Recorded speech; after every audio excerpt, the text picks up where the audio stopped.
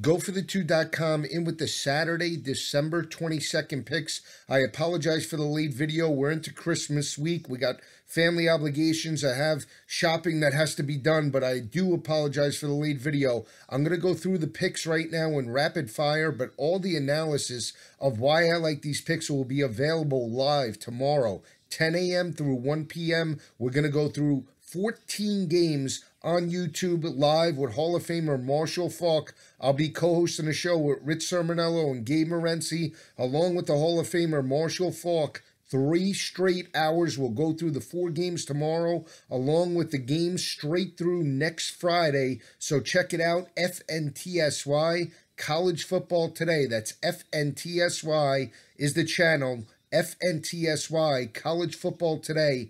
3-hour show, 10 o'clock sharp, Fantasy Sports Radio Network. Let's jump right into it. Going to break down the 4 games quickly. Wake Forest and Memphis.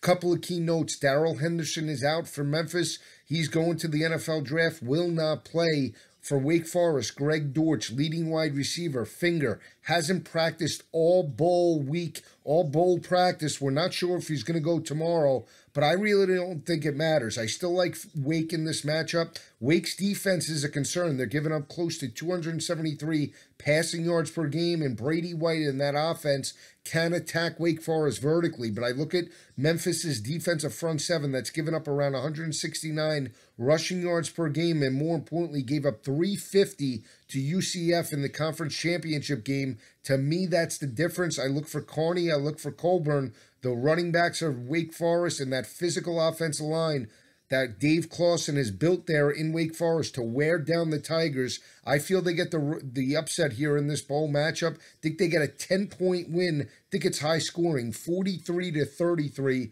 over Memphis in this ball game. Second game on the docket, it's a pretty big battle that a lot of people are leaning to Army here. Army triple option attack. They dominated Navy to get that victory last game of the year, and you have a Houston team that is reeling without their quarterback King that will not play in this ball game. You look at Tune, the quarterback. He's a junior. He stepped into this battle in terms of the conference championship.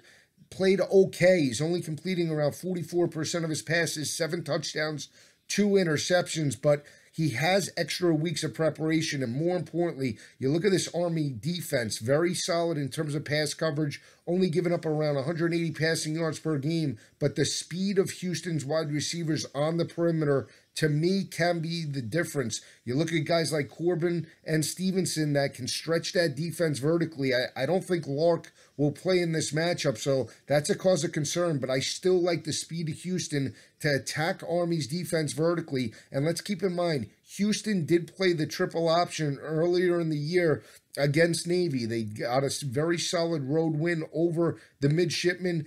I know Ed Oliver's not playing in this game. I don't think Houston had a dominant defense with Ed Oliver in terms of run support during the season. I think he took most of the year off, so I think they could be better in run support heading into this matchup without Ed Oliver in the lineup. He wasn't 100%. I like Houston to strike the upset. I think the speed is the difference. I'm taking Houston in that battle. I think they win the game outright over Army. Buffalo and Troy, big battle.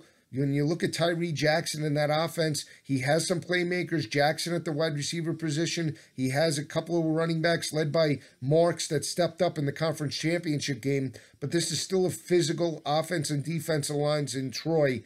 They've been here before in bowl matchups. They understand how to win. I think they get a blue-collar win, 7 points over Buffalo. They're catching about 1.5 points in this matchup. I think Troy wears down Buffalo and gets a gutty, low-scoring 7-point win Saturday night. Last game on the docket is Louisiana Tech on the road. They're 5-0 in bowl games under Skip Holtz. Skip Holtz has won his last 5 bowl games.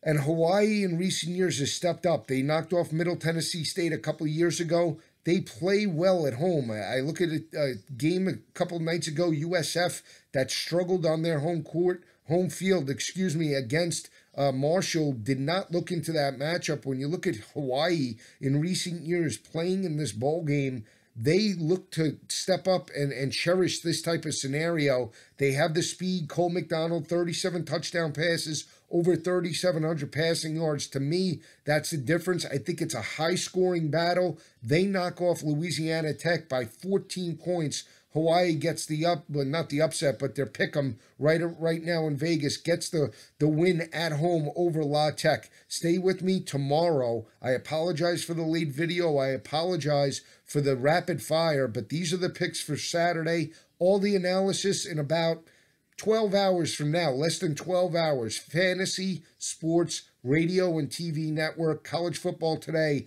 I'll see you in 12 hours. We'll be breaking down 14 games. Keep it where it is.